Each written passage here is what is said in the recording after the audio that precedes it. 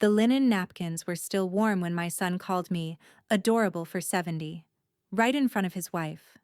Still, I smiled and served the quiche, the way his father used to like it. Crust firm, edge sharper. As my daughter-in-law snapped a photo for her feed, she joked, manifesting early access. While their laughter filled the room, I thought of the trust clause I'd just signed. Irrevocable, by noon. The same son who once asked me how compound interest worked now begged for grace in emojis. That's when I folded my napkin, stood up, and quietly removed them from everything they assumed was theirs. All right, before we dive into this crazy story, do me a favor. Subscribe and tell us where you're watching from. The morning sunlight fell in neat squares across Eleanor West's kitchen, filtered through the plantation shutters she'd dusted herself the night before. Everything gleamed: the silver coffee carafe, the crystal bowl of berries, the linen napkins pressed into crisp triangles. She had been up since dawn, baking her quiche Lorraine the way her late husband liked it. Light on the crust, heavy on the cream. By the time her son and his family arrived, the house smelled of butter and civility. "Morning, Mom," Tyler said, slipping his sunglasses onto the counter, his cologne faint but insistent. Amber followed behind him, all pastel and phone screens, snapping a picture of the table. "Oh, this is adorable," she sang out. Hashtag Sunday traditions. Eleanor smiled politely, gesturing toward the chairs. "Eat before it cools. The eggs don't forgive delay." Sophie, 17 and observant, sat beside her grandmother without a word. She was wearing a denim jacket over a concert tee. A small rebellion that made Eleanor quietly proud. As they passed plates, Amber leaned forward, squinting playfully at Eleanor. "You know, you are so cute with those little crow's feet.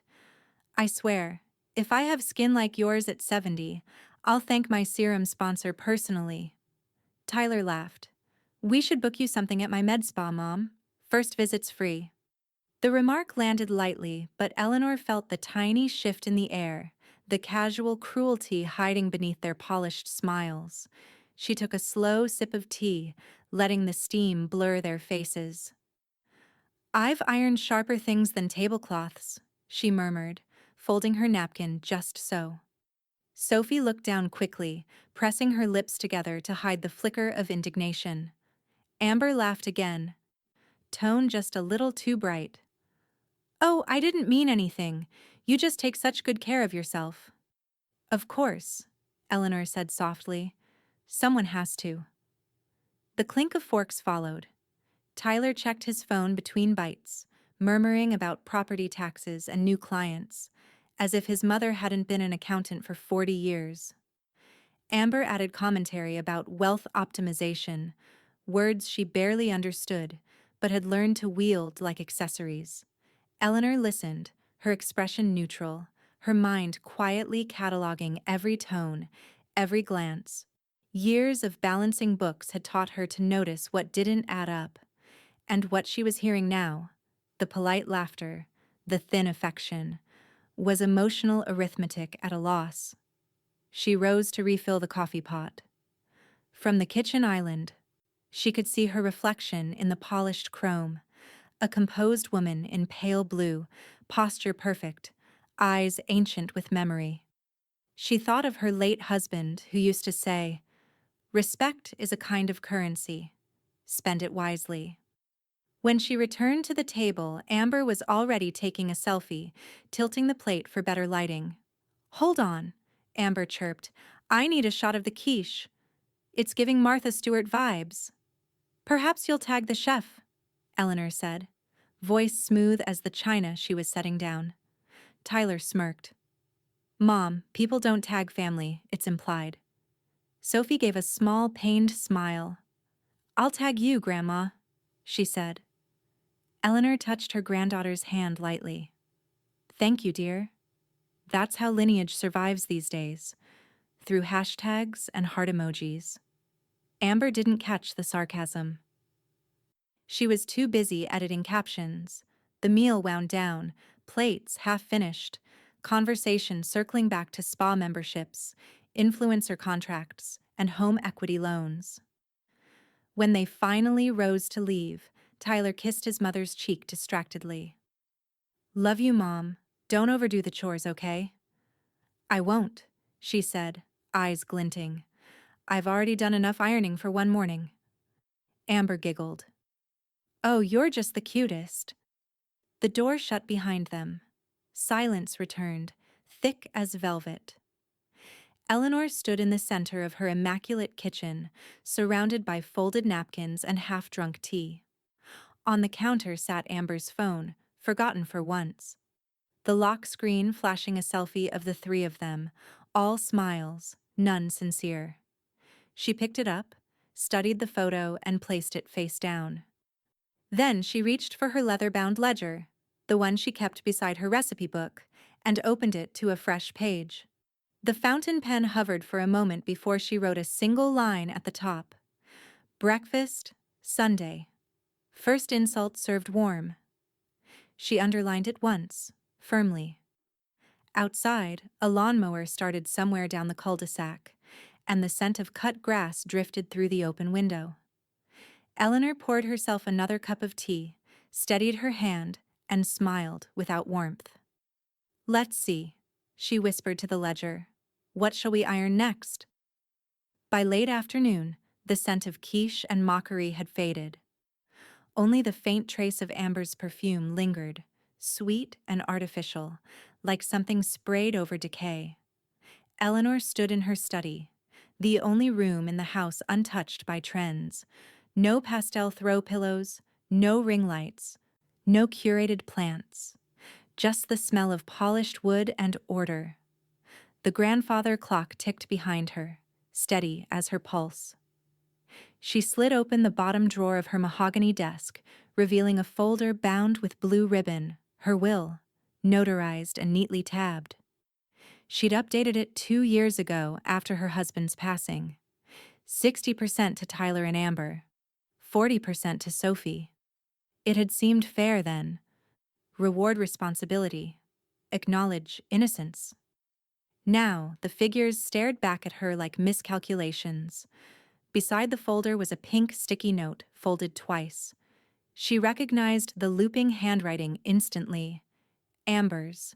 Manifesting early access, Eleanor let out a dry laugh, one with no trace of humor. She pressed the note flat against the desk, smoothing it with the side of her hand. "Manifesting indeed," she murmured. From the bookshelf, she pulled a leather portfolio labeled West Properties, established 1987, her husband's handiwork. Inside lay contracts, maps, deeds, relics of every transaction they'd built together. And in the back, tucked inside a plastic sleeve, the line that had guided every decision they'd made. Family owned, not family ruled. She read it aloud under her breath, the words steadying her like a hand on the shoulder. He'd meant it as a principle of business, but somewhere along the way, it had become a philosophy for survival. Her gaze drifted to the window, where the cul-de-sac shimmered in late sunlight. She could see Tyler's SUV parked 2 houses down, bright white and leased beyond his means. He'd never learned to distinguish ownership from optics. Eleanor sat at her desk and reached for the old rotary phone she refused to replace. The click of the dial filled the silence, deliberate, unhurried. "Marjorie Holt," answered a brisk voice on the third ring. "Still keeping lawyers honest?" Eleanor asked. A low chuckle. "Eleanor West." "Well, I'll be. You only call when you're ready to burn something down." "I need a full iron revision," Eleanor said. "You still remember your way around a trust?" "Better than most bar-certified hotshots," Marjorie replied. "Bring coffee and fire." Eleanor smiled faintly. "You'll have both." When she hung up, she felt the faint hum beneath her ribs. Not anger, not yet, but the clarity that often came before it. She turned back to the desk and began sorting. Every paper had its place, every signature a weight. She made small annotations in pencil. Tightening numbers, adding dates. Her handwriting was measured. Accountant's script. No flourishes. She reached for her binder labeled Financial Overview, 2020-2025. The tabs whispered like turning pages in a hymnal. Each account, each asset, each note of gratitude written to herself in margins. Keep control. Never delegate your peace. As she worked, a breeze fluttered through the open window, catching the sticky note Amber had left. It drifted upward, then landed face down on the ledger, as if trying to hide its own greed. Eleanor tapped her pen against it. Noted, she said softly, and corrected. She slid the folder marked Will, revised, onto the center of the desk, aligning it with mathematical precision. Then she opened her planner and wrote in calm cursive, Tuesday, Marjorie, 9 a.m. Bring binder, trust documents, ledger. Bookmark. By noon. The phrase made her pause. By noon. It had started as a private joke between her and her husband. How quickly she could fix a broken account, balance a mess others made. But now it felt like prophecy. She capped her pen, leaned back in the chair, and studied the quiet order of her study. The ledger from breakfast sat nearby, the ink still dark. The words first insult served warm staring back at her.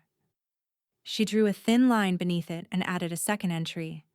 Next course, correction. Outside, a mockingbird called, shrill, repetitive, almost haunting. Eleanor looked up, meeting its voice with a slow, knowing smile. Mock away, she whispered. You'll sing a different tune by noon. Marjorie Holt's condo smelled faintly of paper and burnt coffee, the scent of old battles and sharper victories. Morning light spilled across rows of file boxes labeled in precise handwriting: wills, estates, trusts, regrets. Eleanor paused at the doorway, coffee tray balanced in one hand, the other resting on her leather binder. Marjorie looked up from her reading glasses, eyes bright and knowing. Well, Marjorie said, pushing aside a stack of legal pads, if it isn't my favorite client who doesn't bill by the hour. Eleanor set the tray down. I brought caffeine. And intent. Marjorie smirked. Intent always tastes better than cream. The two women had known each other for decades, through PTA meetings, funerals, and the slow attrition of friends who'd forgotten what loyalty meant. Marjorie had retired from the county law library 5 years ago, but no one ever really retired from knowledge that sharp. Eleanor sat, smoothing her skirt. I need a complete revision, not an edit, an overhaul, the kind they don't see coming until it's already filed. Marjorie leaned forward, the overhead light catching the silver in her hair. I take it this is about Tyler and that woman he married. Eleanor didn't deny it. They've mistaken inheritance for inevitability. Marjorie opened a fresh notepad. Good line, I'll use it someday. They worked in silence at first. Paper whispered, pens clicked. The sound was both surgical and sacred. Eleanor outlined assets: the primary home, the 2 rental properties, the certificates of deposit, her investment accounts. Every figure was neat, backed by decades of unflinching arithmetic. Marjorie drafted as she spoke, her voice crisp. We'll reroute everything into an irrevocable private family trust. You'll remain trustee for life. Upon your passing, successor trusteeship transfers to Sophie West, subject to behavioral benchmarks. Behavioral benchmarks? Eleanor asked. Marjorie's lips curved. Yes, we call this clause the respect or regret provision. Eleanor smiled, the first real one in days. Define respect. Obligations to the grantor, ongoing courtesy, documented civility. No defamation online or off. Failure to comply results in forfeiture. Eleanor nodded slowly. Regret, then. Marjorie jotted the clause into the draft, her pen moving with the certainty of someone writing gospel. We'll also separate the assets from any joint financial entanglements. I assume Tyler still banks at Franklin Federal? Yes, Eleanor said. And I intend to move everything out of their reach. Daniel Phelps at Legacy Advisors will handle the transfers. Quietly. Perfect. He's discreet. More vault than man. They continued for hours. The condo grew warm with the scent of coffee refills and fresh printer ink. Sunlight shifted across the floor, moving like time itself. At noon exactly, Marjorie looked up. You've just rewritten your family's history. Eleanor placed her reading glasses on the table. Correction, she said softly. I've restored its integrity. Marjorie leaned back, satisfied. Sophie will have structured access starting at 21, phased, responsible, growth-based. You're setting her up to lead, not to leech. She's the only one who still listens without calculating, Eleanor said. That's enough qualification for me. Marjorie slid the completed pages across the table. Then all that's left is your signature. And theirs, to stew. Eleanor took the pen, her hand steady. Each signature was deliberate, every stroke final. When she finished, Marjorie pressed a gold notary seal into the corner, the metal biting into paper. There, Marjorie said. Your legacy. Armored. Eleanor exhaled, a sound half relief, half resolve. You know what I love about fire, Marjorie? What's that? It purifies quietly before anyone smells the smoke. Marjorie's grin deepened. Then I'll see you when the ashes settle. Eleanor gathered the folders, her movements meticulous. Before leaving, she paused at the door, glancing back at the woman who had once helped her navigate probate after her husband's death. Thank you, she said. Don't thank me yet, Marjorie replied. They're going to notice the cold before they realize the fire's already burned through. Outside, the sun had risen high, glaring against the windshields of Franklin's tidy cul-de-sac cars. Eleanor walked to her sedan, her binder clutched like scripture. Inside, she opened it once more, scanning the final page. At the bottom, beneath the trust declaration and notarized seal, she wrote in her precise accountant's hand, Status. Executed. By noon. She closed the folder, placed it on the passenger seat, and started the engine. The clock on the dashboard clicked to 12:01. Perfect timing, she murmured, pulling away. The next morning, the First National Bank of Franklin was still waking up, lights humming to life, coffee brewing somewhere behind the glass offices, the faint scent of toner and carpet cleaner replacing the perfume of everyday secrets. Eleanor West arrived precisely at 8:15, 5 minutes before opening, as she always had during her career. Punctuality was not politeness for her. It was strategy. Daniel Phelps met her in the lobby, his suit pressed, tie perfectly centered. He carried the quiet energy of a man who'd been entrusted with too much and failed no one. Morning, Eleanor, he said, offering a small smile that didn't reach his eyes. I got your message. You want this done, clean and complete? Clean, she replied, setting her leather binder on his desk once they were inside the glass office. And irreversible. He nodded. Then let's begin. 3 accounts. 3 signatures. That's what it came down to. A lifetime of diligence condensed into a handful of controlled movements. Eleanor adjusted her glasses, reviewing every line before signing. Her pen didn't tremble. First came the savings account, the one Tyler had co-signed during her husband's final illness, ostensibly to help with payments. Eleanor signed, and with a single click of the keyboard, Daniel removed Tyler's power of attorney. One down, Daniel said quietly. Next, Eleanor replied. The second account, a joint access card Amber had insisted on linking to make emergencies easier. Eleanor remembered the day Amber had sold her that line, eyes all innocence and soft manipulation. She'd believed, at least then, that convenience wasn't the same as trust. Delete her access, Eleanor said. Daniel typed, fingers sure and swift. Done. Only your card remains active. Good, she said, her voice steady. It always should have been. The third was the CD ladder, 3 certificates of deposit, timed over 5 years, her quiet hedge against family dependency. Daniel adjusted his glasses, scrolling through the interest statements. We can roll these into the new trust, all under the irrevocable entity. Only you'll have release authority. Eleanor signed again. Her name in ink. Not a flourish, just finality. When Daniel printed the confirmations, the soft hum of the machine sounded almost ceremonial. He stacked the papers, aligning their edges as carefully as she aligned her napkins. That's everything, he said. Well, almost. Eleanor arched a brow. Almost? He hesitated, something she wasn't used to seeing in him. There's one more thing you should look at before we archive the old accounts. He swiveled the monitor toward her. A list filled the screen. Transaction history. Unauthorized inquiries. Late-night balance checks.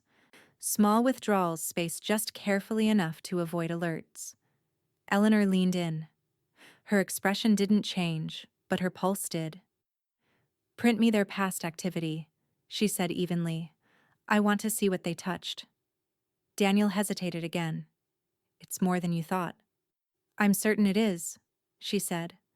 The printer hummed again, spitting out receipts and red flags. Tyler's name appeared in the authorization logs. His digital fingerprints on her legacy. Amber's email address on an inquiry request, phrased like a compliment. Just keeping Mom's portfolio organized. Eleanor's lips curved into something that wasn't a smile. Organization requires permission, she said quietly. They never asked. Daniel slid the papers into a discreet folder and pushed them across the desk. It's all here. I can trace every move, every attempt to peek behind the curtain. Do that, Eleanor said. Document it. Every entry. Every timestamp. I'll need the record soon. Daniel studied her for a moment. You already know your next step, don't you? Eleanor lifted her binder, tucking the folder inside. I always know my next step. I just take it after tea. He chuckled softly, a rare crack in his professional armor. Then let me buy you a cup at least. You've just erased half your family from your balance sheet. Not erased, she said, standing. Just reconciled. Outside, the morning sun struck the polished floors of the bank, glinting off the brass logo like firelight. Eleanor paused in the doorway, her reflection caught in the glass. Steady, composed, untouched by regret. She checked her watch. 11:47. By the time she reached home, the house was silent again, the kind of silence that comes after precision. She placed the new trust documents on the kitchen counter, smoothing the corners as if aligning her thoughts. Her eyes drifted to the dining table. The linen napkins sat in their drawer, stacked in perfect symmetry. She pulled one out, refolded it, pressing each edge crisp and sharp. Tighter. Cleaner. The fold held its shape without effort, like resolve. Eleanor placed it back and closed the drawer with care. In the quiet, her ledger waited on the counter, open to the last entry. She picked up her pen and wrote a new line beneath the others. Accounts closed. Trust established. Access revoked. Then, after a pause, she added, Next. Truth revealed. She capped her pen and looked toward the window. Outside, the same mockingbird sang again, louder this time. Eleanor smiled, faint and dangerous. Sing while you can, she whispered. Some songs end abruptly. It started with a knock, polite, rehearsed, and utterly out of rhythm with sincerity. Eleanor looked up from her ledger, pen poised midair. Outside, through the beveled glass, she could make out Tyler's outline, broad-shouldered, nervous, too still for a man confident in his cause. She let him wait exactly 30 seconds before opening the door. Morning, Mom, he said, forcing brightness. His smile looked borrowed, like a prop that didn't quite fit. Eleanor tilted her head. You look tense. Problems with the spa? Tyler laughed a little too quickly. No, everything's fine. Just thought I'd stop by. See how you're doing. I'm immaculate, she replied, stepping aside. Come in, before the neighbors think we're strangers. Inside, the air smelled of lemon polish and restraint. Eleanor gestured to the couch. Tyler sat, perching on the edge like a schoolboy about to ask for forgiveness. I need a favor, he began. Ah, she poured herself tea, not offering him any. A favor. How nostalgic. He cleared his throat. It's just temporary. A bridge loan, really. 12,000. There's this new expansion opportunity for the spa. A skincare line partnership. Influencers, product tie-ins, big upside. Eleanor stirred her tea once, twice, then set the spoon down with a soft chime. 12,000? She repeated. You'll forgive me, Tyler, but that's a rather precise bridge. It's short term, he said quickly. I'd pay you back in 60 days. 90 max.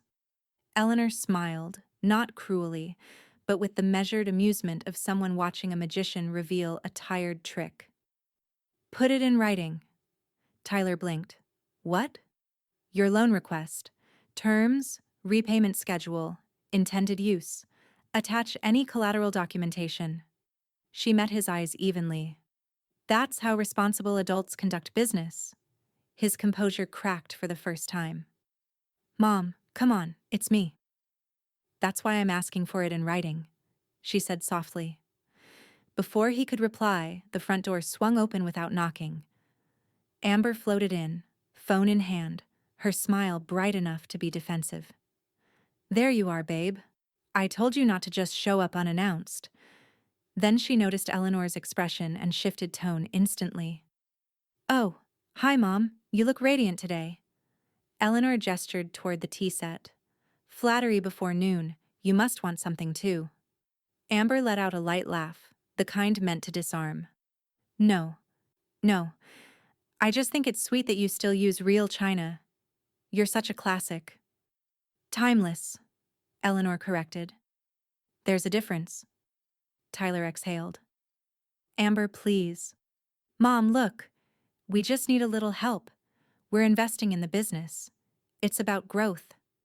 You always said family comes first. Eleanor leaned back slightly, her voice calm but edged. It still does. That's why I'm doing this. Amber blinked, confused. Doing what? Eleanor reached into the side drawer of her desk, pulled out a folder, and slid a single printed sheet across the table. The West Family Trust, revised. Beneath the title, several key clauses gleamed in black ink. I finalized this last week, she said. If you'd been paying attention to your access notifications, you might have seen the changes. Amber picked up the paper, scanning it, the color draining from her face. Wait, what is this? It's structure, Eleanor said. You both were too comfortable living off assumption, so I've replaced assumption with accountability. Tyler's jaw tightened.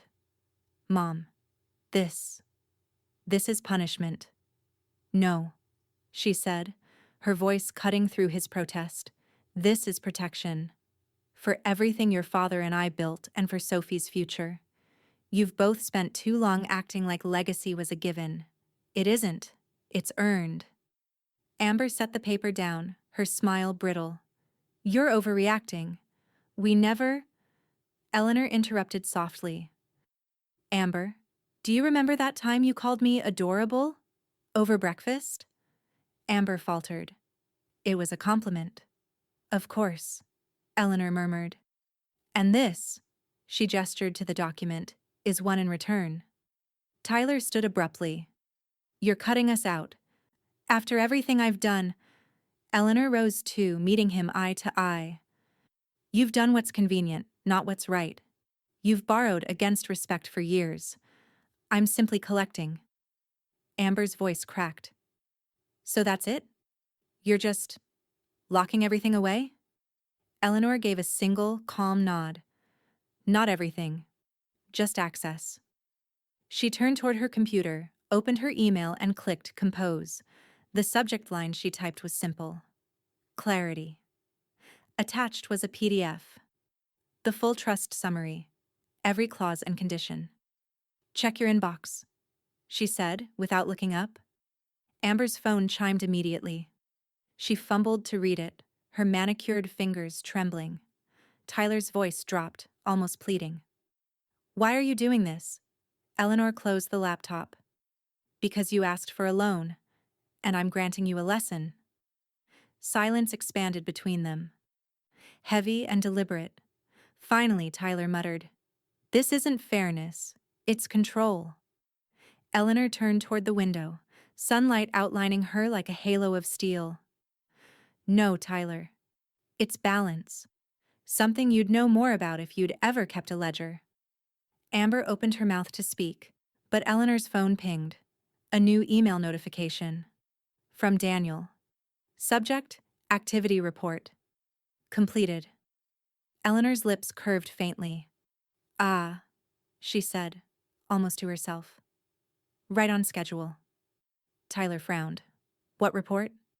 But Eleanor only smiled, serene as porcelain. The kind that separates belief from proof. The call came at 7:14 a.m. Too early for courtesy, too late for innocence. Eleanor was already awake, robe tied neatly, ledger open beside her tea. The house was still, humming with the discipline of habit. When her phone rang, she saw the name, Daniel Phelps, and felt the first flicker of confirmation rather than surprise. Tell me, she said, without greeting. Daniel's voice was low, clipped. We caught an access attempt on the Trust's shadow account, Franklin Federal, internal server. Same credentials Tyler used before the revision. Eleanor didn't move. Was it successful? Denied. System flagged it as attempted fraud. I had the bank freeze all redundant access paths. We'll keep the alert quiet, but it's logged. She let the silence stretch, only the ticking of her kitchen clock filling the air. And the timestamp? 2:40 a.m., Daniel said. His IP pinged from the spa's back office. He wasn't even subtle. Eleanor exhaled through her nose, calm but icy. He's testing fences he no longer owns. I can press charges if you'd like, Daniel offered. His tone formal but protective. Not yet, she said. Fraud is one thing.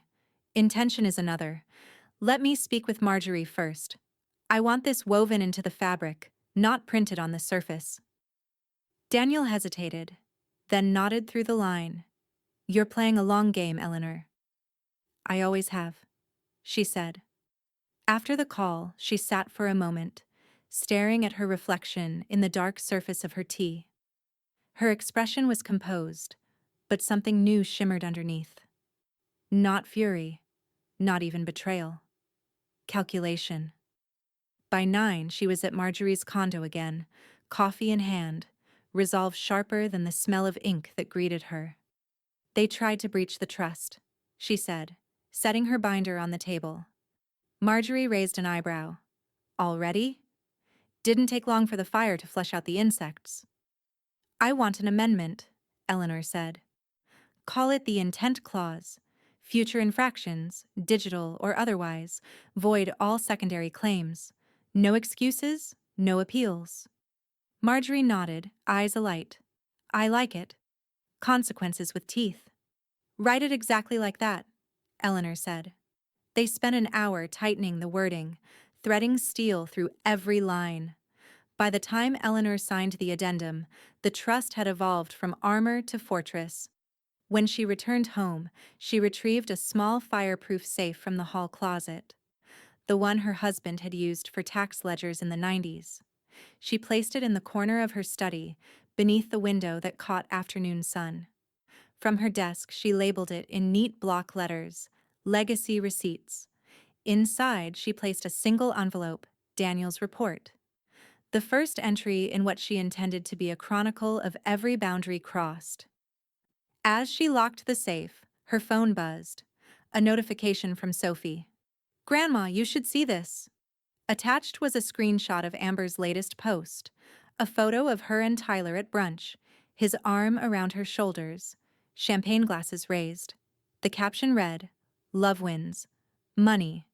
Eventually, a chorus of emojis followed: hearts, dollar signs, clinking glasses. Eleanor stared at it, the digital bravado almost pitiful in its transparency. She typed back, "Thank you for showing me, darling. Are you all right?" The reply came fast. "This is so messed up. I'm sorry. You don't deserve this." Eleanor smiled faintly, touched by the quiet loyalty. "It's not your apology to make," she wrote. "Some people prefer illusion to integrity. But don't worry. Illusions fade fastest under daylight." She set the phone down, walked to the window, and drew the curtains open. Sunlight poured in, glancing off the brass latch of the new safe. The house glowed warm, almost deceptively serene. Down the street, Tyler's SUV was parked crookedly, half on the curb, as if he'd rushed home from somewhere he shouldn't have been. She watched it for a long moment, her reflection ghosted in the glass. Then she returned to her desk, opened her ledger, and wrote a new entry beneath the others. Attempted breach. Fraud detected. Response codified. Her pen paused before she added one more line, smaller, tighter, written as if it were a promise. Their next move decides mine. The mockingbird outside had fallen silent at last, replaced by the low hum of the refrigerator and the faint ticking of the clock. Eleanor looked toward the hallway mirror, straightened her posture, and whispered to her reflection, "Lines only hold if you're willing to redraw them." The safe clicked shut behind her, final as a gavel. By Thursday morning, Eleanor's phone began to buzz before she even reached for her first sip of tea. Notifications, dozens of them, vibrating like gnats trapped in a jar. She ignored the first few until Sophie's name appeared. Amber posted again. "You're not gonna like it." Eleanor sighed, set the cup down, and opened the link. There was Amber, perfectly lit in her marble bathroom, a ring light reflecting in her pupils like a halo of artificial grace. Her voice came smooth and self-assured, the tone of someone who'd practiced sounding humble.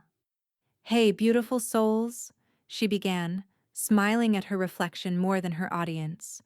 "Today, we're talking about aging gracefully and keeping your life toxin-free, emotionally and financially."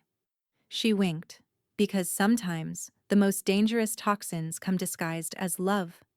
Behind her, the caption on screen sparkled. "How to age gracefully and avoid financial toxicity, char self-care, dakas boundaries, kakas legacy." Amber laughed softly as if sharing a private joke with her followers. "Remember, you deserve peace, not control, even from family." Eleanor didn't watch the rest. She clicked the screen dark, letting the silence reclaim her kitchen. For a long moment she said nothing. Her reflection stared back at her from the black glass, a woman carved from calm. Then slowly she smiled. "Public performance is a poor substitute for private worth," she murmured. She rose from the table, moved toward her study, and opened the safe. Inside lay the folder marked Legacy Receipts. She placed a small USB drive next to Daniel's report, a copy of the video Sophie had sent. Evidence, catalogued and silent. Then she did something she hadn't done in years. She took out her old camcorder. It was a relic from another era, back when memories were recorded for preservation, not performance. She set it up on her desk, aimed it toward the warm light of the window, and pressed record. Her voice, when it came, was steady. "This isn't for the internet," she said. "This is for Sophie." She adjusted her glasses.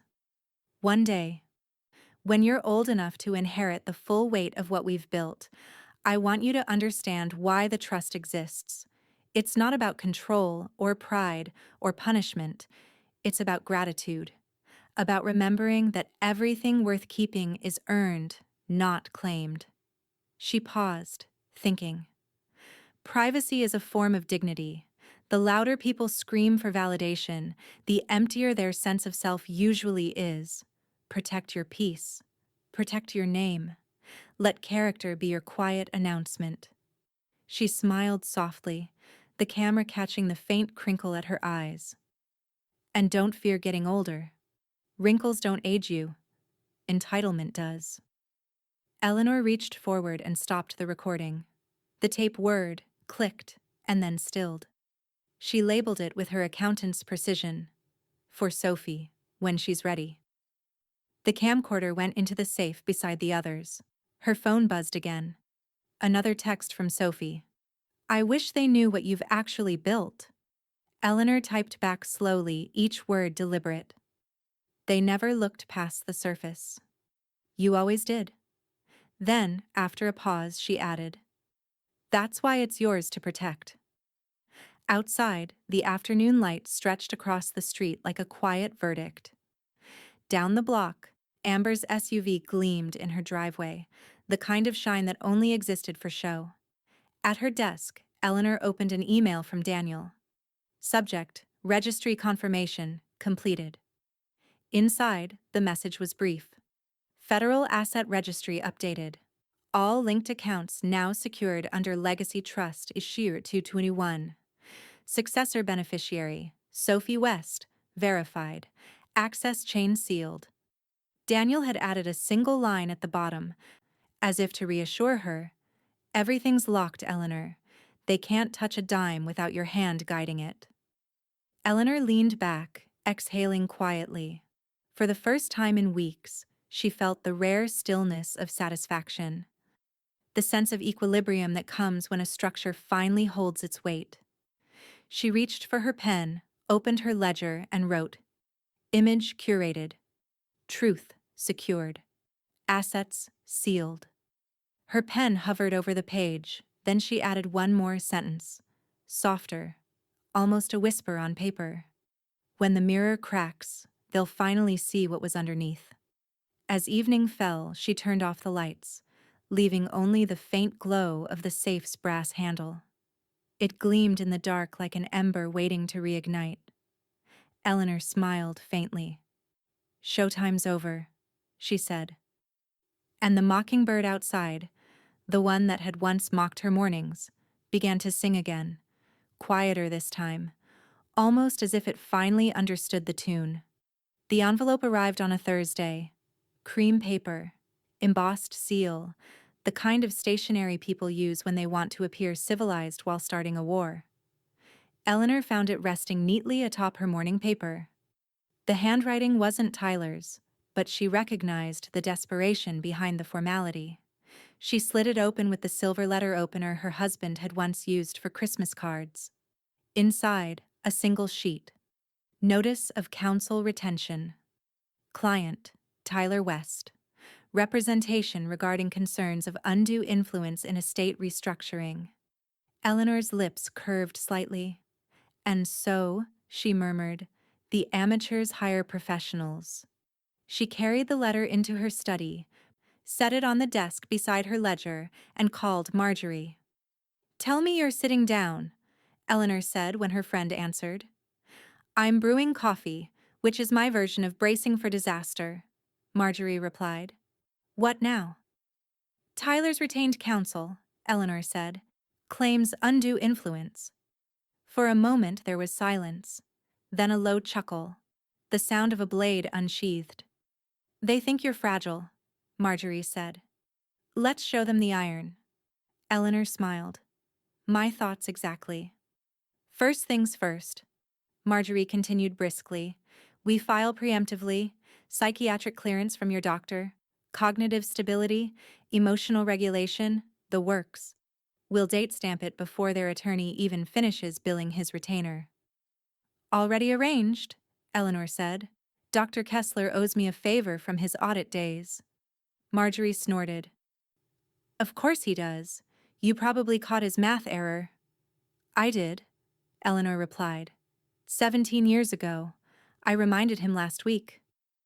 By noon, the paperwork was scanned, sealed, and notarized. Eleanor watched the fax machine hum to life, sending her sanity certification into the court system before her son's lawyer had even finished his morning latte. At 2, she called Daniel. "Run the last 10 years," she told him. He didn't ask why. "All financials?" "Every account, every wire, withdrawal, deposit. Build me a ledger that could survive Judgment Day." "You'll have it tomorrow," he said. "Anything specific you want highlighted?" "Yes," she said, her tone glacial. "Every time Tyler or Amber accessed, requested, or suggested a transfer. Date, method, and the exact language they used." Daniel's sigh was half admiration. "You're preparing for siege." "I'm simply documenting truth," Eleanor said. "Truth doesn't shake when you knock on its door." That night the house was dim except for the golden pool of lamplight over her desk. Eleanor worked in silence, organizing documents into immaculate stacks. To the untrained eye, it was paperwork. To her, it was choreography. Precision turned into defense. Her phone vibrated beside the teacup. Sophie. "Grandma?" Mom and Dad were whispering about some lawyer thing. "Are you okay?" Eleanor stared at the message for a long moment before typing back. "Perfectly." "Are you watching?" A pause. Then, "Always." The corners of Eleanor's mouth softened. That one word was all the reassurance she needed. She glanced at the camcorder she'd used earlier in the week. The red label, "For Sophie." "When she's ready." Caught the light. She whispered to the empty room, "Then keep watching, my dear. You'll see how the iron bends." The next morning she drove to Marjorie's condo. They reviewed the draft of the response together. Calm, factual, devastating. Every paragraph cross-referenced with supporting evidence, every claim preemptively neutralized. Marjorie poured coffee into mismatched mugs. "You know, if this goes to court, he's going to realize just how many steps ahead you were." "I hope so," Eleanor said. "It's the only lesson he might actually learn." Marjorie chuckled. "You really should have gone into law." "I did," Eleanor replied. "I just used spreadsheets instead of subpoenas." When she returned home that afternoon, Daniel's report was waiting in her inbox. 418 pages, indexed and color-coded. Each entry marked with forensic precision. She scrolled slowly, absorbing every transaction like an accountant reading scripture. The record was perfect. No fraud, no confusion, no weakness, just arithmetic and truth. She forwarded the file to Marjorie with a single-line note. "Evidence speaks louder than heirs."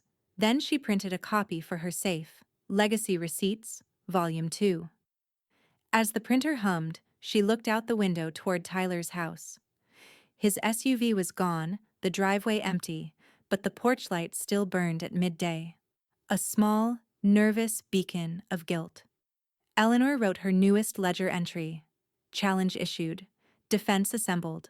Foundation intact. Her hand paused. Then she added one more sentence, smaller, almost tender. "The next lesson will not be private." She set down her pen and closed the book, the faint scent of ink mixing with lemon polish and resolve. Outside, thunder rolled across Franklin's quiet suburbs, low and promising, like applause before the storm. Eleanor lifted her teacup, steady and unflinching. "Let's begin," she whispered. The courthouse in downtown Franklin was all glass and marble. Modern, self-consciously neutral, the kind of place built to make emotion look unprofessional. Yet, as Eleanor West walked through its sliding doors in her navy suit, she carried the gravity of history itself. The security guard at the entrance nodded to her, then looked away quickly, sensing something formidable in the woman's stillness. Tyler and Amber were already there. They stood near the elevator, whispering, dressed in coordinated tones of beige, the camouflage of people hoping to seem harmless. Amber clutched a designer tote. Tyler's tie was crooked. Their lawyer, A slick man with expensive glasses kept his voice low, but his posture defensive. When Eleanor approached, their conversation cut off mid-sentence. "Mom," Tyler said, his tone a strained performance. "This isn't. We didn't want it to come to this." Eleanor didn't slow her step. "Then you shouldn't have started it," she replied, her voice calm, almost kind. Amber's smile flickered like a faulty light bulb. We need clarity. Everyone's saying this trust was done under stress, maybe. Undue influence," their attorney interjected smoothly, holding out a folder as if it were a peace offering. "It's a simple procedural review, Mrs. West. A safeguard." Eleanor took the folder, scanned the first line, and closed it again. "You should have proofread," she said lightly. "The first clause misstates the trust's name." The lawyer blinked. "Excuse me?" "Legacy Trust 9212, she corrected. "It's Mao 2T1. Attention to detail wins cases. Counsel." Amber flushed. Tyler looked down. Eleanor continued to the courtroom without another word. Inside, the air was cool and dry, smelling faintly of wood polish and anxiety. Marjorie sat in the gallery's second row, a stack of papers neatly aligned on her lap. Daniel waited beside her, expression unreadable. When Eleanor took her place at the respondents' table, she felt their silent support. Two anchors in a sea of spectacle. Across the aisle, Tyler avoided her gaze. Amber, however, couldn't stop looking at her. Not with remorse, but with the fascinated dread of someone watching their own reflection distort. The judge entered. An older woman with steel-gray hair and the weary patience of someone who'd seen every kind of family drama. "Case number 25431, she announced. West versus West. Petition to review trust execution under claim of undue influence. Let's proceed." Tyler's attorney rose first. "Your Honor, our clients merely seek assurance that Mrs. West's decisions were made of sound mind and without manipulation. There's concern about recent changes, drastic ones, benefiting one beneficiary disproportionately." The judge glanced toward Eleanor. "Mrs. West, would you like to respond?" Eleanor stood, smooth and deliberate. "I would." She carried no notes, no props, only her small navy folder. "Your Honor," she began, her voice even and clear. "I've spent my life building. I know where every penny went, and where every intention stands. The only influence in my decisions was arithmetic. Numbers don't lie, and neither do ledgers." She paused, letting her gaze settle briefly on Tyler, then Amber. "My revisions were necessary, not vengeful. Responsibility is inherited through character, not blood. I've simply ensured my estate will recognize the difference." The judge's pen hovered, her expression neutral but attentive. "And your mental state during this process?" Eleanor smiled faintly. "Documented, sealed, submitted last week, psychiatric clearance, signed by Dr. Kessler. You'll find it in your pre-filed exhibits under tab 3. The courtroom rustled. Tyler's attorney flipped through his binder, confusion flickering across his face as he discovered the document already in evidence. "Proceed," the judge said, suppressing a hint of amusement. Daniel rose next, sworn in to verify the financial history. His tone was clinical. "I've reviewed Mrs. West's accounts spanning 10 years. No irregularities, no transfers suggesting coercion. The new trust structure is sound. Standard irrevocable formation, independently managed, no beneficiary interference." Tyler's lawyer tried to interrupt. "But these?" Daniel continued over him. "I have records of attempted unauthorized access by the petitioning party, dated and verified by the bank's security system, logged as failed breach attempts." The judge's eyebrows rose. "Unauthorized access?" "Confirmed," Daniel said. "2 separate instances." A ripple went through the courtroom. Amber's face drained of color. Tyler's hand clenched around his knee. Eleanor didn't look at them. She didn't need to. "Thank you, Mr. Phelps," the judge said, adjusting her glasses. "That will suffice." Then came the surprise Eleanor hadn't arranged. Sophie. She stood from the gallery without being called, clutching a letter. "Your Honor, may I speak?" The judge hesitated, then nodded. Briefly. Sophie stepped forward, voice steady but soft. "My grandmother didn't manipulate anyone. She taught me how to read a balance sheet when I was 10. She taught me that honesty leaves paper trails. She doesn't hide things. She documents them." Her eyes flicked to her parents. "I've seen every document she keeps. She's the most transparent person I know." The silence that followed was absolute. The judge leaned back, studying Eleanor, then Tyler, then the pile of evidence before her. When she spoke again, her tone was decisive. "No evidence of coercion, instability, or imbalance. Petition dismissed. The trust stands as filed. Contesting parties are barred from further claims." The gavel struck once, sharp as justice. Eleanor closed her folder and rose. "Thank you, Your Honor." As she left the courtroom, Amber's voice trembled behind her. "You think this makes you right?" Eleanor turned slightly, her profile elegant and unflinching. "No, Amber, it just makes me finished." She stepped into the sunlight, cool air brushing her face.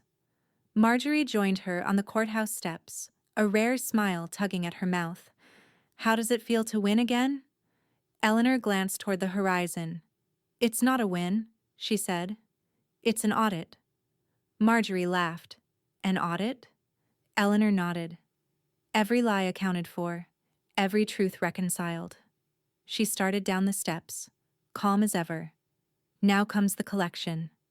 The drive home from the courthouse stretched longer than the highway itself. Tyler's hands gripped the wheel so tightly that the knuckles blanched white, the leather creaking under strain.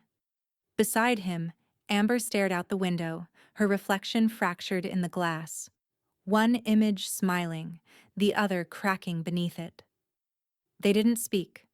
Not after the verdict, not after the gavel, not even when they passed the familiar Franklin sign promising Southern charm, Northern opportunity. The irony was too thick to breathe through. When they finally turned into their cul-de-sac, the silence followed them like a shadow. The neighbors were outside, gardening, walking dogs, pretending not to stare. News had already traveled. In places like Franklin, gossip moved faster than light. Amber's phone buzzed. Then again. Then again. She looked down at the notifications and flinched. Local trust case dismissed. Court upholds elder's decision. The accompanying photo, Eleanor leaving the courthouse, sunlight haloing her navy suit, was already circulating through community pages. Tyler exhaled hard, punching the garage door opener. "They're eating it up," he muttered. "She played them," Amber said, voice brittle. "The whole town thinks she's some saint now." Tyler parked the SUV, engine idling as he stared into the dim garage. "We'll figure it out." "Will we?" Amber snapped. "Because all your figuring out got us barred from the only inheritance worth anything." Her words hung there, sharp and airless. Tyler said nothing. The garage door closed behind them, sealing the argument into quiet suffocation. Across town, Eleanor sat at her kitchen table, sunlight filtering through the blinds in clean, deliberate stripes. Her house, as always, was immaculate. Calm in a way that only order can be after chaos. The morning's mail sat neatly in a basket. On top was the new HOA newsletter. She scanned the headlines idly until one caught her eye. Local resident Eleanor West recognized for innovative philanthropic trust model. The write-up was brief but glowing, describing her financial stewardship as a model of intergenerational ethics and community responsibility. Eleanor read the line twice, then smiled faintly. It wasn't pride, it was balance. The ledger of public perception finally tipping back to accuracy. She folded the newsletter, tucking it beneath her ledger for safekeeping. A courier arrived an hour later with a slim box. Inside was a small gold plaque engraved in Daniel's careful block letters, accounted for. Every dollar, every time. She ran her thumb over the inscription. Simple, sincere, perfect. She placed it on her bookshelf between West properties. Family owned, not family ruled, and her first accounting textbook. Full circle, she murmured. That afternoon, Sophie called. Grandma, she said, breathless. I started volunteering at the Women's Financial Literacy Center downtown. They're teaching budgeting and trust planning. I told them about you.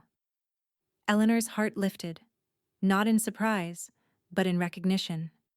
That's wonderful, darling. The most dangerous form of poverty is ignorance. Sophie laughed softly. That's exactly what they said. I'd like to make a donation, Eleanor said. Quietly.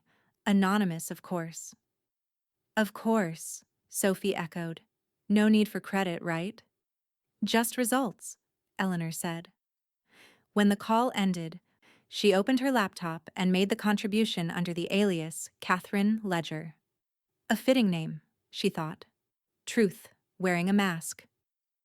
Meanwhile, across town, Amber sat cross-legged on the floor of her home office, scrolling through her social feeds. The numbers told their own cruel story. Followers down, engagement plummeting, brand inquiries gone silent. Her last post, a tearful video about authenticity in hard times, had barely cracked 200 likes. Authenticity doesn't pay, she muttered, closing the app. Tyler appeared in the doorway. The spa investor pulled out, he said flatly. Said the optics made him nervous. Amber looked up, her mascara smudged. Optics? He nodded. Apparently, being publicly humiliated by your mother doesn't scream stability. Amber stood, pacing. So that's it? We're just done? Tyler didn't answer. The silence between them deepened, not the peaceful kind Eleanor cultivated, but the heavy, oxygen-thin quiet of people realizing they'd run out of lies to tell each other. Outside, the manicured lawns gleamed in the evening sun. Through the open blinds, the neighbors' curtains shifted. Watching. Always watching. Amber reached for her phone again but stopped halfway. For the first time in years, she didn't know what to post. That same evening, Eleanor walked her garden alone.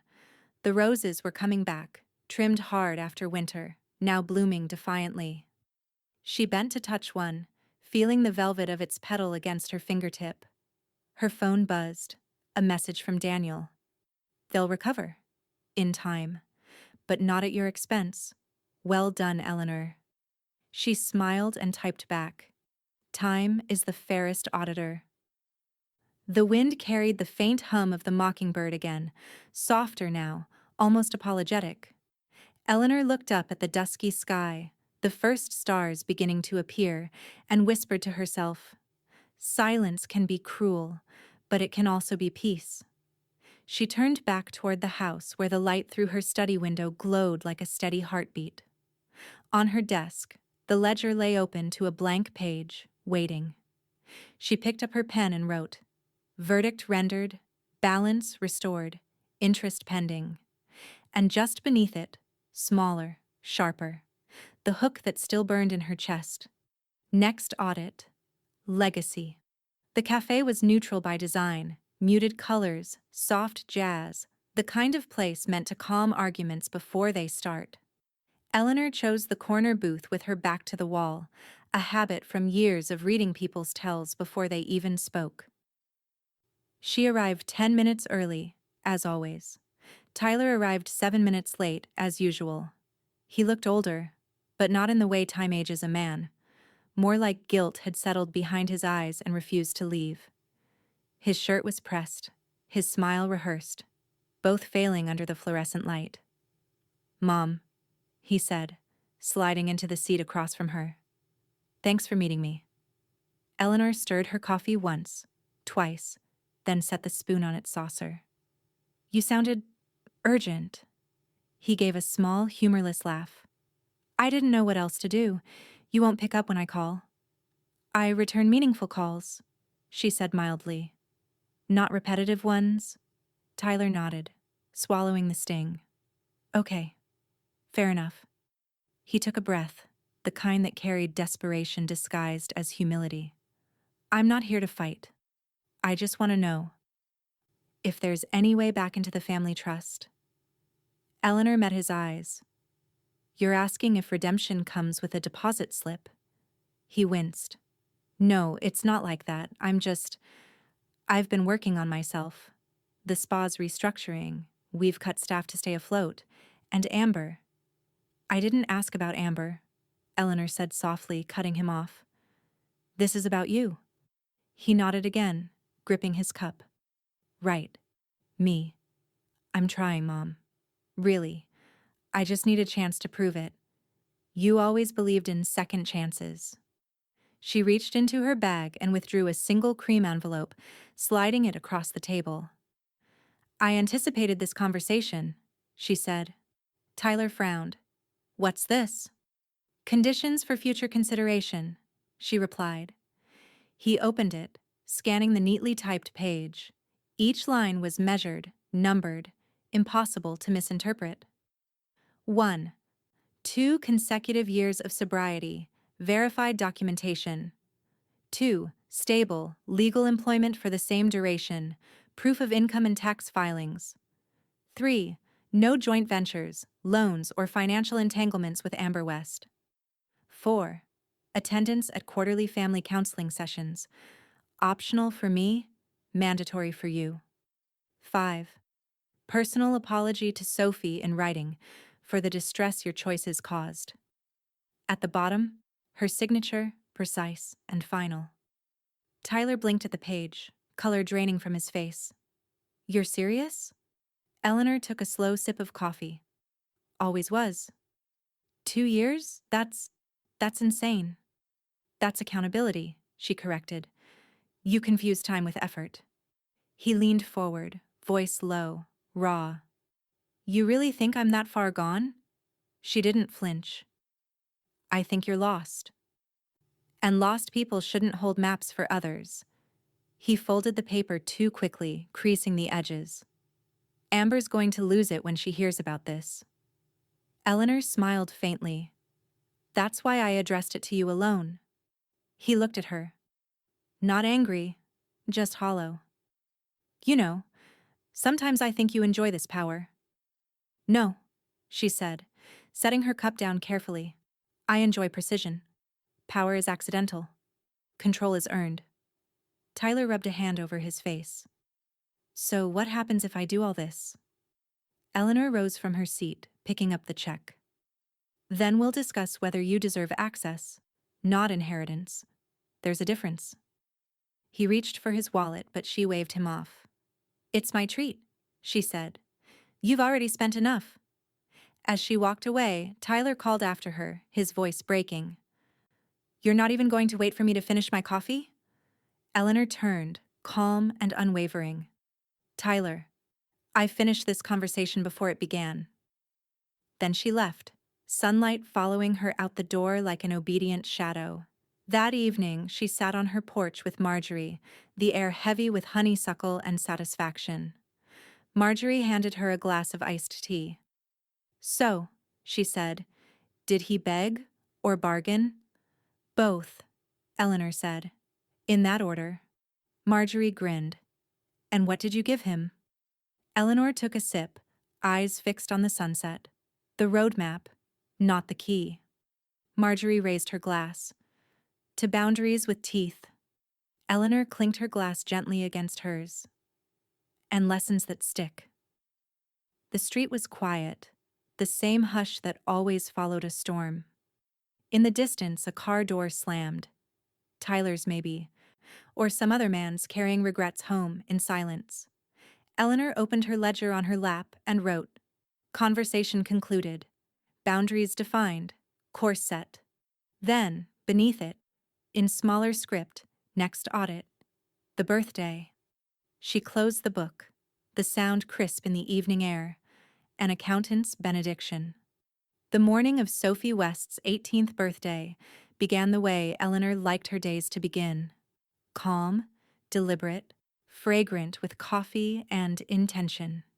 She'd ironed the linen tablecloth herself, folded the napkins into crisp triangles, and arranged a modest bouquet of garden roses in the center. There would be no balloons, no lavish spread of curated chaos like Amber preferred. Just family, the kind that chose to show up. At 10 a.m., Eleanor's phone buzzed. A text from Tyler. "Sorry, Mom, we won't make it. Brand partnership event, mandatory appearance. We'll celebrate soon." Seconds later, another from Amber, perfectly punctuated. "Happy birthday to our beautiful girl. Can't wait to FaceTime later. Cheers, our proud parents."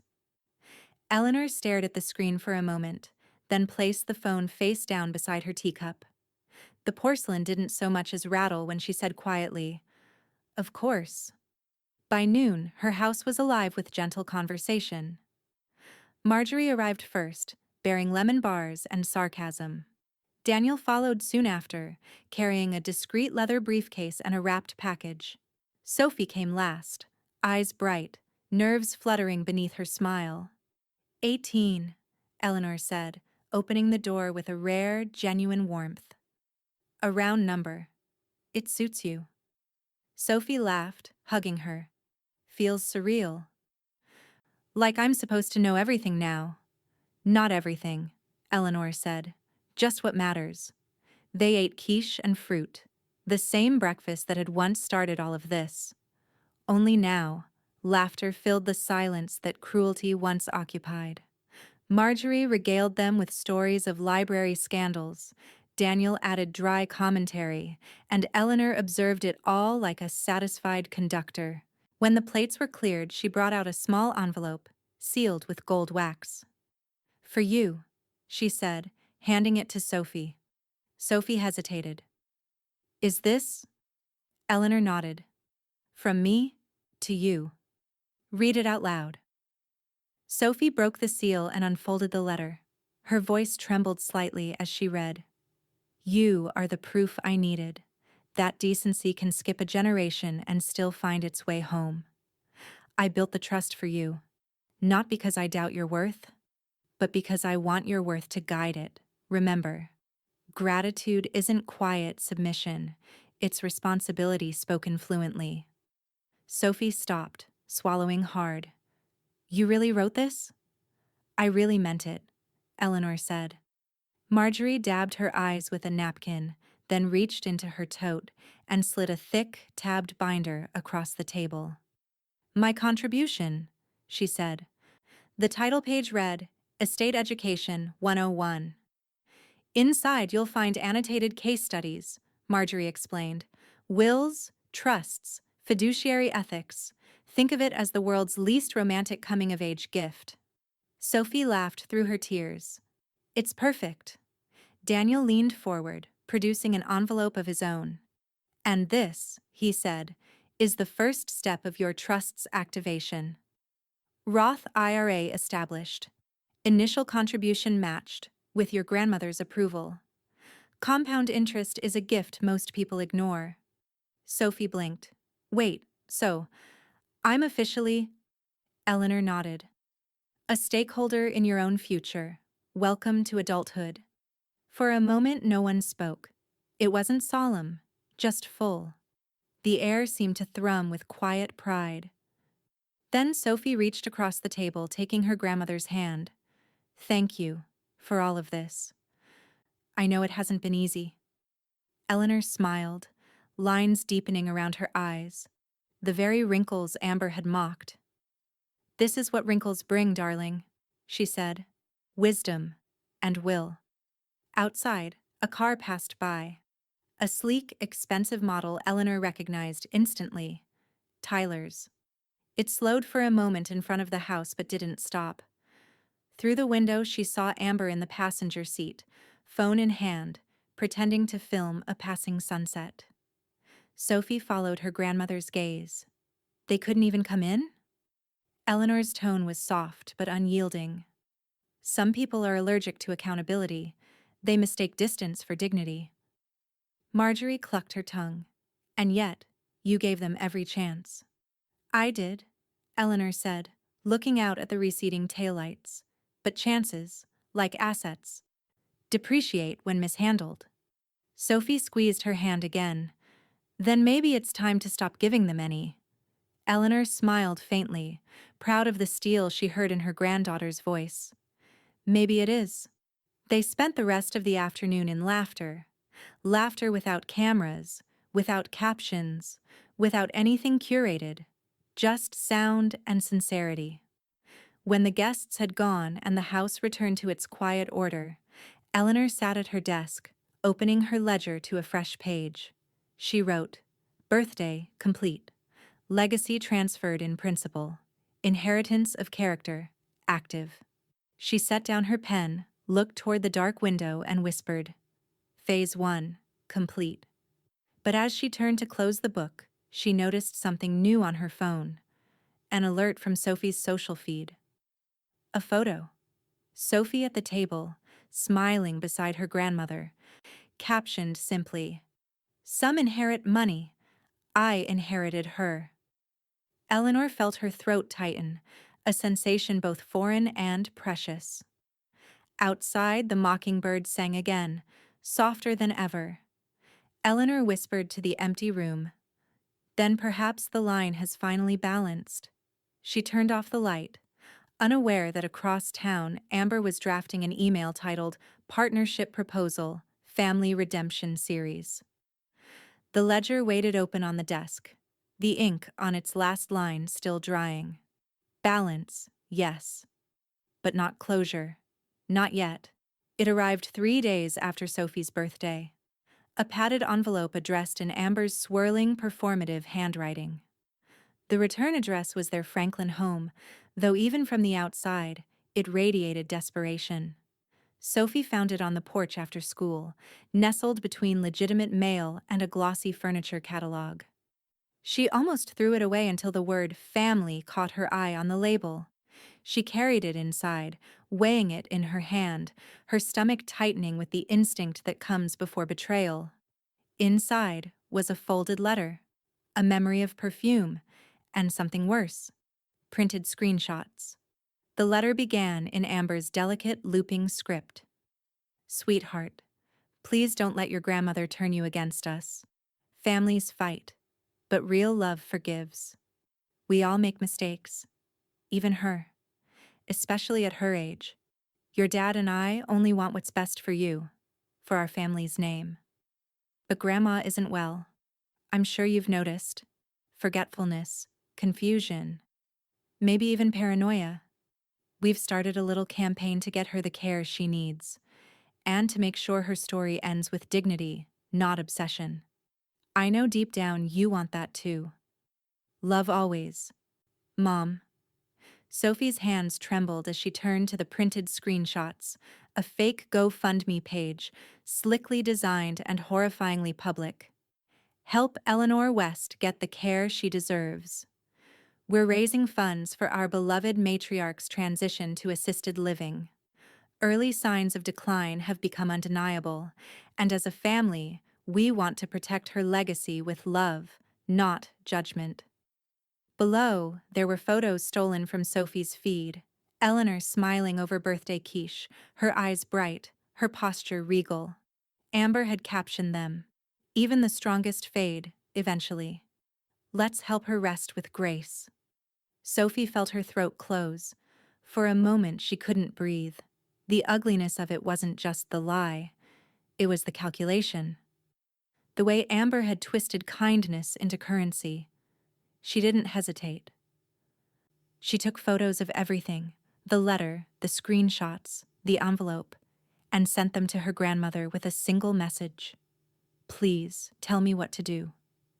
Eleanor was in her study when the text came through. She read it once, then again, her pulse steady but sharp. She stared at the images, the fake fundraiser, the false concern, and a chill of recognition washed through her. Not shock, not anger, validation. She forwarded the entire message chain to Daniel with a 3-word subject line: Clause 9C, initiate. It took less than 5 minutes for his reply to arrive. Understood. Fraud protocol engaged. Trust access freeze in motion. Will update shortly. Her phone rang almost immediately after, Daniel's number flashing. Eleanor, he said without preamble, voice low and controlled. It's worse than I thought. They didn't just create a fundraiser, they linked it to a shared marketing account. Multiple withdrawals already flagged. How much? Just over 4,000. Enough to make it credible, not enough to draw outside scrutiny. Eleanor exhaled slowly. Clause 9C applies. Full forfeiture, both parties. Agreed, Daniel said. And you'll want Marjorie in the loop before they spin this further. Already on it, Marjorie's reaction was volcanic. They crowdfunded her sanity? She snapped, slamming the folder onto her desk. That's not just immoral. That's actionable. Then act, Eleanor said. Marjorie adjusted her glasses, fury sharpening every syllable. Cease and desist letters will go out tonight. Digital defamation, fraud, emotional exploitation. I'll have my clerk send physical copies for emphasis. Eleanor nodded. Make sure the language is polite. I want their shame to feel civilized. Marjorie's grin was quick and dangerous. Consider it done. By nightfall, the trust was scrubbed clean. Daniel worked late from his office, sending Eleanor real-time updates as if narrating the final sweep of an operation. Account access revoked. Tyler and Amber West removed from revocable clauses. Clause 9C, enacted and notarized. Successor beneficiary, Sophie West, Seoul. Eleanor printed the email and placed it in the safe under a new folder tab labeled Forgeries and Fools. Then she dialed Sophie. Grandma? Sophie answered, voice tight with worry. It's handled, Eleanor said simply. Their dishonesty has now been notarized. I can't believe they'd... Oh, you can, Eleanor interrupted gently. The trick is to stop pretending you can't. Sophie was silent for a beat. Then, so what happens now? Eleanor's tone softened. Now we let the law catch up to the truth. Across town, Tyler and Amber sat side by side in the dark, the glow of their laptop illuminating the GoFundMe page now replaced with a cold white banner. This campaign has been removed for violation of community guidelines. Amber stared at the screen, trembling. How? It was barely up for 24 hours. Tyler didn't answer. His phone buzzed. 2 unread emails, both from Marjorie Holt, attorney at law. Subject: cease and desist, defamation and fraud notice. Amber covered her mouth. Oh my God. Tyler leaned back in his chair, voice hollow. We overplayed it. Amber's mascara-streaked face turned toward him. She'll ruin us. He stared ahead, the irony cutting deeper than any threat. She already did. We just handed her the receipt. Back in her study, Eleanor added one last line to her ledger before bed. Clause executed.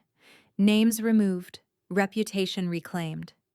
Then, beneath it, a final smaller entry, written with something close to satisfaction.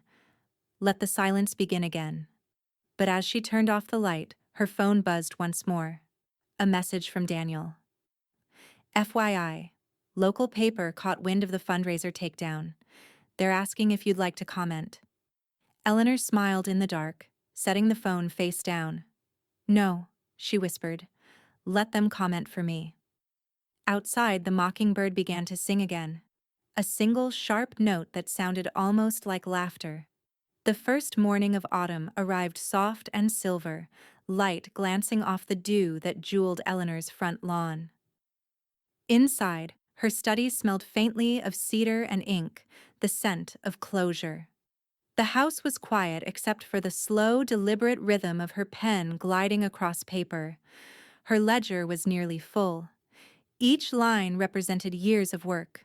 And now, the final entries. She reviewed the list of distributions one last time, each asset marked, categorized, and justified. Trust, finalized. Properties, accounted for. Heirs, one remaining, fully deserving.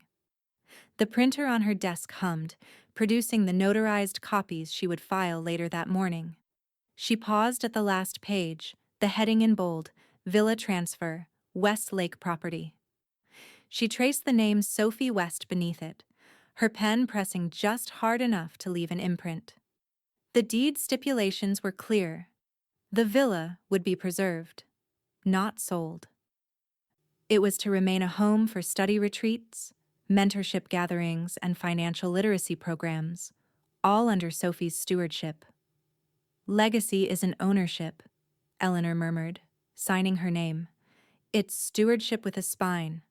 By noon, Daniel arrived to witness the final documents. He stepped into the study like a man entering a cathedral. "It's all there," she said, gesturing toward the pile. "Every account closed, every dollar deliberate." He scanned the signatures with quiet reverence. "It's airtight, Eleanor. They can't challenge this. Not even in theory." "That's the idea," she replied. "Let them live on assumptions. I'll live on proof." Daniel smiled faintly. "You've built more than a trust. You've built a testament." "Then let's add one more clause to life's footnotes," she said. "Something my husband would have loved." He raised a brow. "A charitable fund?" Eleanor nodded. "In his name, the Richard West Financial Empowerment Fund. Scholarships for women who were told they couldn't, and proved otherwise." Daniel took off his glasses, wiping them slowly. He'd be proud. "He already was," she said softly. "I just had to remind the world why." That afternoon, Eleanor moved slowly through the hallways of her house, sunlight following her from room to room. When she reached the far end of the upstairs corridor, she stopped at a familiar door. Tyler's old bedroom. She hadn't opened it in years. Dust motes drifted lazily through the air as she turned the knob. The space smelled faintly of memory, stale cologne, long-faded posters, traces of a boy who once ran barefoot through the house calling her name with joy, not resentment.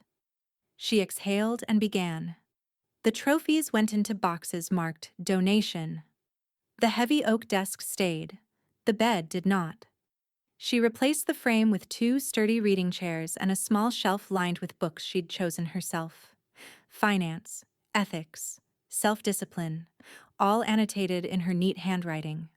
By evening, the transformation was complete. Where once there had been a teenager's chaos, now there was calm. A room reborn as a quiet refuge. A brass plaque glimmered on the door. The West Reading Room. Open by appointment for Franklin Youth Programs. Eleanor stepped back to admire it. "Better use of the space," she whispered. Later that night, she returned to her study for one final entry. The lamp cast a warm halo across the page as she wrote, "Final audit complete. Estate distributed. Truth upheld." Then she paused, pen hovering above the next line. Slowly, carefully, she added, "What they mocked made me." Her hand didn't tremble. Sophie appeared in the doorway, quiet as a thought. "Grandma." Eleanor turned. Sophie was in jeans and a college sweatshirt, hair pulled into a loose braid, eyes soft but bright, her father's shape, her grandmother's soul. "It's all done, isn't it?" Sophie asked. Eleanor nodded. "Yes." Every column balanced, every error corrected. Sophie stepped closer, standing behind her. She wrapped her arms around Eleanor's shoulders, resting her chin lightly on her grandmother's crown of silver hair. "I love your wrinkles," Sophie said, her voice breaking slightly. "They mean I got to keep you." Eleanor smiled, closing her eyes. Then maybe they were worth earning. They stood that way for a long time. 2 generations. One finished accounting. Outside, the world hummed its quiet approval. Crickets, the distant whistle of a train, the faint song of the mockingbird now nesting in peace. Finally, Eleanor closed the ledger and placed it inside the safe. The click of the lock echoed softly, like punctuation on a long, flawless sentence. She turned off the lamp, the study folding into twilight. "It's done," she whispered. But in the dark, the safe's brass handle caught a flicker of reflected light. Steady, unblinking. Not an ending. A continuation. Dawn arrived like a whisper across the curtains, the kind of quiet that feels earned. Eleanor West stirred before the alarm, her body still tuned to discipline even when her duties were done. She moved through the house barefoot, each step measured, every detail of her morning ritual unchanged. The kettle clicked on. Steam rose, curling into the cool air as she spooned loose leaves into her porcelain teapot, the same one she'd used every morning since her wedding day. She poured carefully, watching the amber swirl settle. A ledger sat open beside her cup, its spine worn, its pages filled with the arithmetic of an entire lifetime. Every page closed, every dollar counted, every insult repurposed into fuel. The columns glimmered faintly in the light, numbers, names, brief notes in her tidy script, balanced, amended, corrected. Her handwriting, as even as ever, carried no tremor. She smiled. "Final reconciliation," she whispered. Rising, Eleanor walked through the hallway, her robe trailing softly across the floor. The framed trust documents lined the walls, legal seals glinting like quiet metals. Each one was a chapter, a correction, a victory made permanent. The house didn't just belong to her, it reflected her. The discipline, the order, the endurance. She entered the sunroom, the room she'd once reserved for quiet tea and reflection. Morning light poured through the tall glass panes, drenching the space in gold. The roses outside caught the first touch of warmth, nodding gently against the window as if acknowledging her presence. Eleanor stood there for a while, teacup in hand, feeling the sunlight trace the fine lines across her face. Wrinkles, yes, but not from weakness. From endurance, from surviving long enough to learn what counted and what didn't. Behind her, the door creaked open. "Morning," Sophie said softly, stepping in with 2 cups of coffee balanced in her hands. She was radiant in the light, youth and strength wrapped in humility. "Good morning, darling," Eleanor said. "You're up early." "I couldn't sleep," Sophie smiled, setting 1 cup on the table. "I thought maybe you'd want help with the garden today." Eleanor looked at her granddaughter for a long moment, at the steadiness in her eyes, the calm in her posture. She set down her teacup and nodded. "Let's do the roses," she said. "They know how to bloom after being cut." Sophie's smile softened. "You say that like it's a rule." "It is," Eleanor said, slipping on her gardening gloves.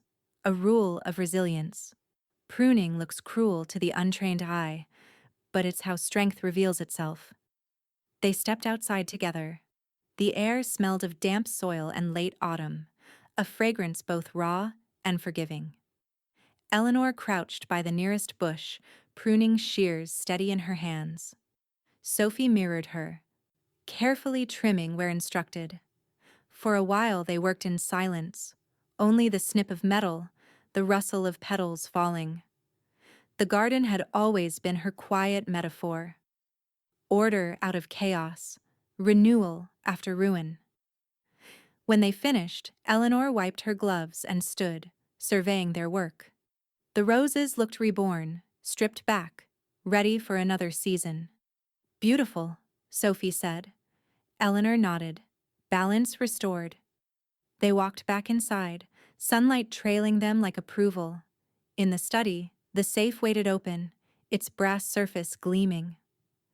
Eleanor gathered the final documents from her desk, the trust, the fund, the deeds, and placed them into a single leather binder labeled Estate, Final Edition. Sophie watched quietly as her grandmother sealed it. "Everything goes in order," Eleanor said, sliding the binder into the safe. No loose ends. That's how you build peace. Not by luck, but by ledger. Sophie stepped closer, resting her hand briefly on Eleanor's arm. Grandma, you've done more than build peace. You've built a map. Eleanor turned to her, eyes warm. Then promise me you'll keep walking it, but never forget to redraw the lines when people try to move them. I promise, Sophie whispered. Eleanor smiled, closing the safe with a soft metallic click. The lock turned once, final and certain. Then she reached for her ledger. The first one, the one that had carried her through every chapter. On its final page in clean blue ink, she wrote 3 words. Status, done. She paused, setting her pen down beside the book. The morning light touched the edge of the page, bright enough to feel like blessing.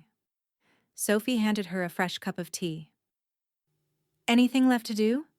Eleanor looked out the window, where the roses swayed gently in the breeze, reborn, alive, untouched by the memory of pruning. Nothing left, she said quietly, just to remember. Her gaze softened, her expression serene. They mocked my wrinkles at breakfast, she murmured, half to herself, half to the universe that had finally fallen silent. So I ironed out their finances by noon. Sophie smiled, not fully understanding the weight of the words, but knowing enough to feel their power. Outside, the mockingbird began its morning song again, confident, content, perfectly on key. Eleanor closed the ledger, pressed her palm against its cover, and whispered, "Balanced." The sunlight grew brighter, the page turned white,